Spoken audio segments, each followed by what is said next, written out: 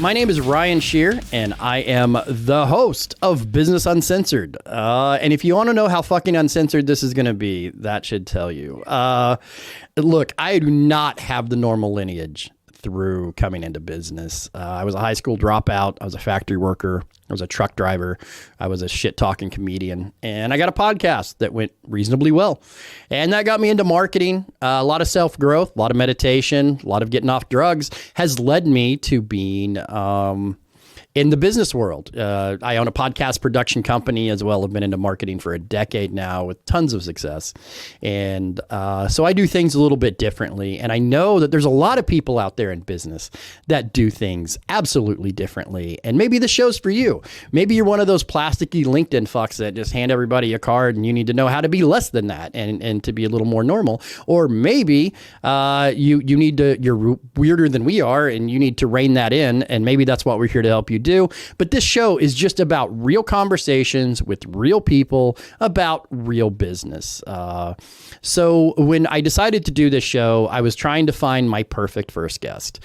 And through trial and tribulation and a lot of people telling me no, I got Rob here. And so I want to bring Rob to my show. He's an accomplished author. I'm not even going to try to pronounce your last name, man. Why don't you tell us what your last name is? Oh, you're over here. I'm over there. We're over somewhere. It's Rob. It's Rob Anspach. Anspach. It's pretty simple. If you lived in Germany, yeah, it'd be very easy to pronounce. But that's fair. So Rob is an accomplished author, also book producer, also lots of other things. And one of my favorite things is if you follow Rob on Facebook, you know he's not the normal type of business owner either. He does things his own way, and he's been really successful at it. So today we're going to talk about that, our journey, and maybe if you want a book, how to get a book from this guy right here. So welcome to the show, Rob. Thank you. And, you know, I just want to say I'm not normal. No, I don't think I don't think anybody that decides to put themselves in front of people all the time and voice their opinion on a consistent basis is really normal. And I'm not saying that for good or bad. Although, you know, 30 some years ago, I can't say I was a truck driver. I was a Coke delivery person. I drove a truck, but yeah, that was the worst job ever. Yeah. No, it's you sit around and smell your own ass all day long. Don't get to shower very often, and it's just not a good place. Yeah, it's not a good thing to be doing. It was horrible. But you know, for me, it was a journey because I started as a carpet cleaning owner back in 1995 after working for other people, and I thought I could do things better. Oh, I could do things better. I just couldn't do marketing at all.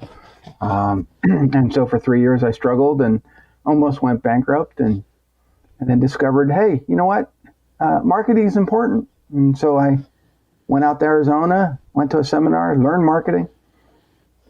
And, you know, that was in 1998. So now we're 25 years later and I have a great business that I get to help lots of people. But, you know, I've always done things my way. So how did you learn marketing? That would be the first question and hop off point that I want to do, because I think when I went to this seminar in Arizona, I met a lot of dynamic marketers that were already doing what I do now. Dan Kennedy, Joe Polish. And so, you know, I discovered that I was good at it. You know, it was not just something, hey, you know, I could just do for my own business, but I could teach others how to do it. And so I got into copywriting, I got into article writing, I got in, and next thing I knew, people were like, hey, Rob, can you write stuff for us? Can you design our marketing? Can you do? And I was like, oh, yeah, okay, I could do that, you know. But, you know, as business owners, we're like, okay, we have to please the client. And I started, I think one of the things that really got me to appreciate being a business owner was charging what I'm worth, not being afraid to up my prices. And, but it was a long, hard journey to discover that, because you're told, you know, the client's always right. and as a business owner, you have to basically get on your knees and beg for customers. For their money, for one. And I'm like, no, I don't want to beg for nothing. So, it was just, and I mean, I'm still in marketing. Don't get me wrong. I'm still in marketing, but I do podcasts. I do different type of content because when I was your traditional marketer, which I did for a decade, you go to people and you're like, hey, let me make you newspaper ads. Let me back in the day, or run your social media, or let me get your radio ads, or let me do you this. It was such a market, and because we have marketing degrees and marketing things and marketing training, but in the end, it's just about getting that exposure. It's about people liking what you do. So just like me, I was successful in not knowing what the fuck I was doing and trying until I figured it out to make money at it. But now, because of the advent of the internet and YouTube and their popularity, it's kind of like every girl that gets an iPhone thinks they're a photographer. Now, everybody that watches 2 YouTube videos and has access to Go High Level thinks they're a marketer, and that is not the case. So as we go and roll through marketing, it's just becoming a shit show of an experience. So that's when I backed off, and I'm like, man, what can I do? What can I do to help people? What can I do to actually produce content for people? Because digital marketing did this fucked up thing is where they'd go, hey, you produce some content and bring it to us and we'll get it placed. And they would skip over the content part like it wasn't important. Right? Because digital marketers are not known to be creative people. But if you don't have good content, digital marketing isn't going to do shit for you. It's not going to be good. Well, my first podcast was 2010, and we didn't have video back then. So we'd have to call people on the phone and use a program and record the whole thing. And it was staticky. It was horrible. And, granted, I was able to clean some of that up. But, in order to distribute these podcasts, we had to burn them on CDs and mail them out to people. And I'm like, this is horrible. And I did that. I think I did that 30 episodes, and I'm like, enough's enough. I can't do it. I remember we went out and got the CDs that looked like records, like, because we were kitschy and we were like a stupid morning comedy show. Like, that was our influence, like Howard Stern and Opie and Anthony. So me and my friends made it. And I mean, it made me money and it put me where I am today. I'm not bitching, but yeah, we would literally, if somebody wanted a hard copy or a DVD or CD, we literally went and burnt a shit ton of CDs that looked like old records, and would mail them to people in Iowa and go, give these to your friends to get you to listen to us. And it worked. Like it worked to a certain degree, but man, was it just costly and time consuming. Yeah, it was, and I'm so glad for the internet. I love the internet. I love the ability to be able to connect to people in real time. I think video became the game changer. Oh, of course. Because now we can just pop a podcast up. We can, or Zoom or whatever, record something, and it's out there. Yes. And it gets people to appreciate us in real time, who we are, what we do, how we look. And we don't have to spend an hour before the mirror, getting all gussied up. Oh. And for most men, we don't care. We just jump on and share our story. Right. Women, 6 hours later, they finally, get. And that was the problem for me. It's like I'm coaching people, and I'm like, just tell your story. Just get behind the camera. No, I have to look perfect. Right. You're never going to look perfect.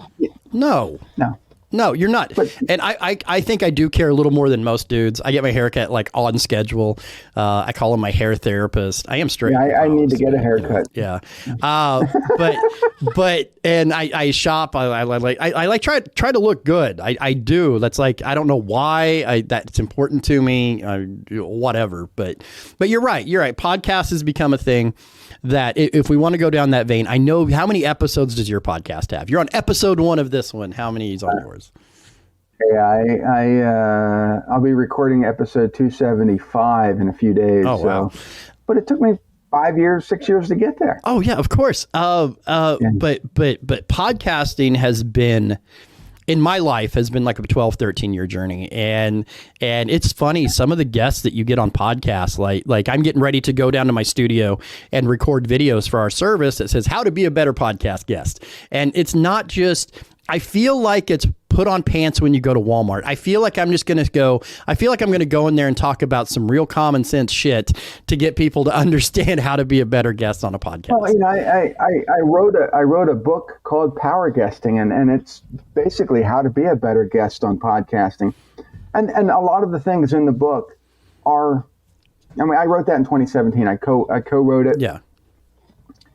A lot of things in there are still relevant. Now, I have gone in and updated it and put it on my website as a download for people to buy or even if they say, Rob, I don't have the money, I'll send them a copy just so that they understand how to do podcasting better. But some of the things I don't even do anymore because I've done podcasting for so long. I just hop right on. Yep. People say, hey, Rob, send me your best picture. I'm like, use whatever. I don't care. You know what I'm going to start doing? Sometimes is that, let me hold on a second because it's in my wallet on the back of my phone. If anybody asks for a headshot for this show for promotion, I'm going to use my driver's license picture. And before you judge that, I want to show you my driver's license picture. Oh boy. Okay, it looks like I should be like in custody. I had a marketing person, or I did some marketing for somebody, and they wrote me like $2,500 check, right? And they put it on my desk, and I'm like, shit, let me go cash this. So I run across the street to the bank to cash it. Not my bank, but it was their bank. But I had to have a valid ID. I pulled out my license; it was expired by 2 days. Now I wasn't seeing anybody. I had a backwards hat on. I don't even think I showered that day because I was only coming for like half a day or whatever. And I'm like, shit. So I run over to the license bureau and I'm like, I need this done. And they're like, all right. So I hand them my stuff because it was all in my desk drawer. And they're like, you got to take your hat off. And I'm like, shit, I had no clue what the picture looked like. They handed me my license. I threw it in my pocket. I left, right? I left and I went to the bank and handed it back to the girl and she just laughs. And I'm like, what? And then I realized what my picture on my license looked like. And I'm a very, like, look at me. Like, this is how I live life. And to have, to have this be how people ID me is really fun. Now, my passport photo is about 15 pounds heavier than what I am now. So they always give a double take, and I'm like, let me go. Right? Just no, don't. It's like, I'm not getting a picture done every couple of years, people. Well, I don't care. I'm in Missouri, and our licenses are good for something like crazy, like 7 years. So like whole ass people change in that amount of time. You know how many trips to McDonald's you can take in 7 years? So now you're like not even filling the frame, and it's like, hey, this is me. I'm like, who did you? No, it's not you. Yeah, it's. But here's the thing: is that video allows you to get your message out there, and maybe people will see you today and they'll think, oh my God, he's really heavy and ugly and needs a haircut. And in a few years they'll see another one of you and they're going, oh, hey, he's a totally different person. Right. It's like, but the thing is, all those videos will be out there. Yes. Acting as your 24/7 salesperson. And the funny thing is that when I'm disheveled and I look like I just woke up from a 16-hour nap, I get more responses on those videos than I do if I'm clean cut and shaven and look like, I just came from, One of the things that I preach to my coaching client, or to the clients that I coach, right? One of the absolute things that I preach is you can go out and you can spend tens of thousands of dollars in video equipment. It's easy to do, by the way. And you can spend all this time producing videos, but if your content is shit, nobody's going to watch it. That's kind of the biggest thing. The three factors into a good video is, number one is content. Content. Number two is audio. right? Good audio. And What? yeah, huh? What? Huh? Good audio. And number 3 is your video quality. Look, you could film like boomers doing a live video, like, hey, but as long as you have good content and good audio, you still have a chance of succeeding. So, well, and let's add number 4. Okay. And number 4 is one of those where I don't want your video to go viral. no. You know, and people were like, well, Rob, that's the purpose. We want our videos to go. No. I'm telling you, how many viral videos have ever made anybody any money? Not many. Very few of them. You know, and the thing is I put a video up the other day, and within I guess it was 3 minutes, I'm already getting notifications on my phone. Hey, Rob, great video. Keep it up. Okay. Next video, the next comment was about an hour later. Can I hire you to help me? Okay. And I look and I'm thinking, 19 freaking views on my video. And already, right. That's all it takes sometimes. Right. And that's the thing that we, you know, to mention what I mentioned before about everybody thinks they're a marketer. You know, it comes into the video needs to be specific for your audience, and that's it. You don't want to go above that. Mm-hmm. And you got this fringe. Here's your solid audience. Here's a little bit of fringe. Anything above that is wasted time.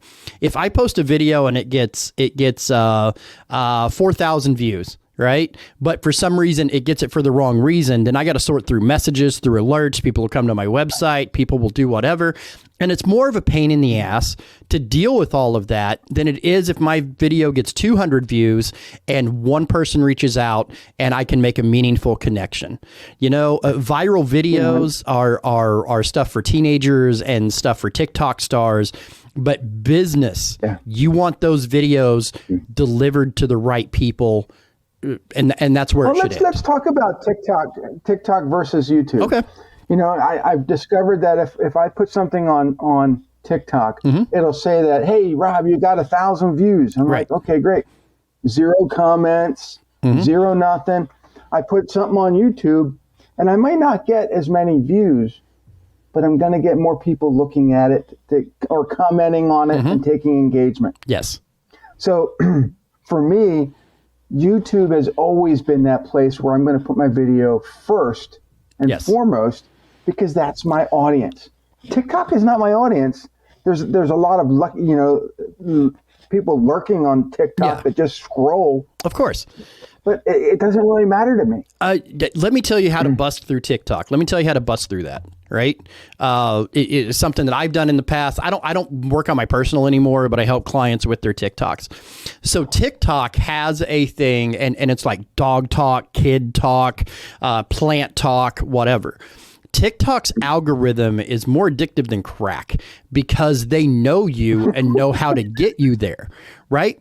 So the 3 biggest things that you can do a TikTok video to help, 4 biggest things. Let's just keep adding to the list. Biggest things that you can get your TikTok video discovered and start building your audience. It will take time. 1, turn on captioning. Number 2, make sure that you have plenty of hashtags. TikTok places video based off of hashtags, period. 3, make your videos over a minute long, but under 3 minutes long. And 4, here's how you understand the algorithm, which is not really one of them. But what TikTok will do is it'll take your video and it'll deliver it to, let's say, 1,000 people. If you go across my personal TikTok, it's 800 views. It's about the same amount of views. When they distribute it, they want 10% interaction. So they kick it out to the first 200 people, right? Or they kick it out to the first 1,000 people. If it doesn't have 100 sort of full views, interactions, whatever, they kill it. That's all the views you're going to get. But if you get that 10%, they increase it another 10%, or they increase maybe another level, whether it's 1,000 or 5,000. And if that doesn't get 10%, and that video dies when it stops getting 10% interaction. So in your videos, promote interaction. Don't just deliver. Say, hey, tell me what your favorite thing is. Hey, like this if you agree with me. Hey, so promote that action in that video and up that 10%. My daughter made a mess up video. Yes. With this Mickey Mouse hand pump, and I think it went super viral. But I'm going to look at her TikTok right now because that video has now over almost 14 million views on it. Mm-hmm.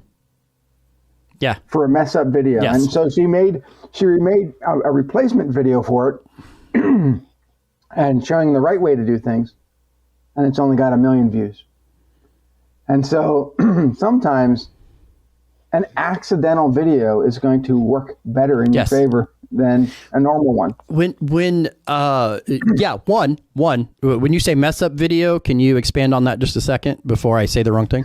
So she had this Mickey Mouse hand soap. So when you press the thing, it's supposed to put a Mickey Mouse thing on your hand. Well, it didn't. The shape was off big time, and she tried it again, and she couldn't get it to work, and she put the video out there anyway. Yeah. Right. Well, yeah, and that works too. And also by mess up video, by the way, there is a lot of creators that say something inaccurate on purpose in a video because America's favorite pastime is correcting strangers on the internet. So sometimes if you drop in a fact like, hey, back when I was born in 1878 and blah, blah, blah. Whoa, you look old, blah, blah, blah. So right, now I was born in 1978, but I intentionally say that wrong. People like to correct it and to do that as well. But I remember when I had my personal TikTok and I was doing fun stuff on there. I wish this was a fake story. I would green screen out a whole room, get my banana puppets, make little videos, spend hours, right? And put it on TikTok thinking this is going to be the next big thing. I'm going to be rich tomorrow. And I'm a 45-year-old man, so no sympathy, just shame me, whatever you want to do. But anyway, so I would do this and I'd put it on, it'd get maybe 1,000 views, not whatever, right? So then nothing. Like I put all this time and work. So I was doing a stitch and I was walking in and it said, the question was, and for all of you that don't know what a stitch is, the video will start and be like, hey, tell me that time that you went to Jamaica. And then he'll tell his story, but you stop that video and record yours right after that, right? So anyway, it said, tell me a movie mistake that no matter how many times you watch the video, you can't unsee. And walking into my garage, Boomer filmed up my nose. Walking in, I said, when I said I do at my first wedding. Right? When I said I do on my first wedding video, it got like 10 million views. Right? Now I go in and put out all this work into content and all this thing into whatever, but then I do this 35-second video walking in my garage, just fucking off, not even worrying about it, and millions of views. And that taught me right there. My whole point to this is people get wrapped up in their video content and they'll make it bad trying to make it good. What they need to do and what people react to online is honesty and a connection. And you don't need $1,000 cameras for that. You don't need good lighting for that. What you need is you need that content and you need it to sound good. And the audio and the video is third, which you do need decent audio or video. But generally those two things and you're off to the races on making video content. Yeah. And try not to look at your computer screen. Try not to use a teleprompter. Just speak from the heart.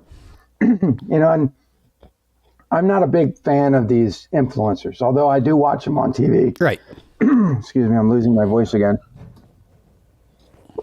But they'll take their camera, their setup, and they'll go through like Disney World or go through amusement parks or go through, all over the world and just share their experience, in that area. And those people are making a living. All they're doing is producing YouTube videos. Right.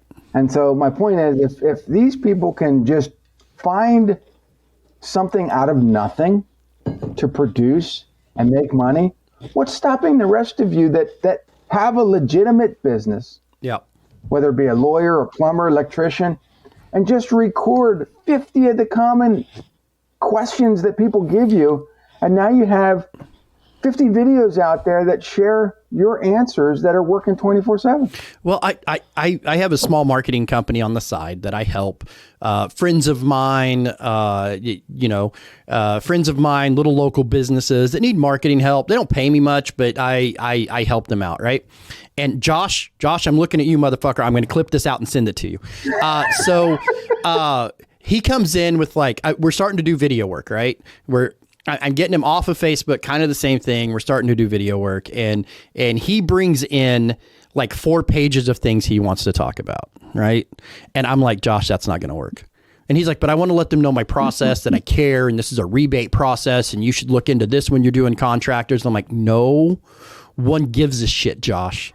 I said, to have that conversation, they need to be at your desk where they can't run away from you.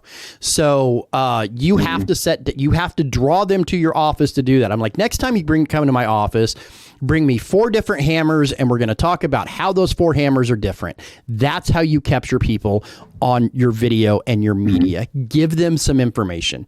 Make them feel like they're learning something. Make them feel like they're connected with you, and do not talk over them. And you know what? Next week he's bringing in 4 hammers, and they're maybe to beat me to death with, but it's either to beat me to death, I'll be put out of my misery, or we're going to make a hammer video and I can prove my point to him. So one or two decent things are going to happen next week. Hey, it might be the end of the show. Well, okay, look, at Dateline, if you're playing this, can you have Keith Morrison be like, and then he was an asshole online? Like that whole Keith Morrison. Do that. Do voiceover, yes. And be Hammer Time all over again. You know what? We could probably buy the rights from MC Hammer to that song to play right here for like 18 cents. That motherfucker is broke. All right. I have to jet. You have to jet. I mean, we could talk about this all day long. I do, but I produce podcasts. I do. I do podcasts for a living. Can we do a part 2? Are you willing to do a part 2? Part 2, part 3, part 4. All right. Yeah, Rob, just bring me back. You don't have to do it next week. We can do it whenever. We can do it whenever. I will contact you. This is Ryan with Business Uncensored. Rob, say your last name again. Anspach. Rob, that guy. And check him out at Rob Anspach.com. At Anspach. Anspachmedia.com. Anspachmedia.com. Thank you so much, man. I expected this to go 20 minutes. We're at 30. So thank you so much for stopping by. I'm going to splice this together with part 2. I'll let you know when we're going to record it, because this, again, not your normal business show. Not your normal business We have show. Weird people like me on it, and I'm glad to be on the pilot episode. Oh, absolutely. Thank you so much. And I'll get a hold of you just a little bit later. Apparently, my next guest, or not next guest, but my podcast that I'm producing has having some technical issues and needs me to hop in a studio. So, well, for a shameless plug, yes, you can go to getrobsbooks.com and you'll see a lot of the books that I've written. Absolutely, man. I appreciate your time, and sorry I got to jet so quick. I didn't realize we'd went this long. That's all right. All right. Adios. Adios.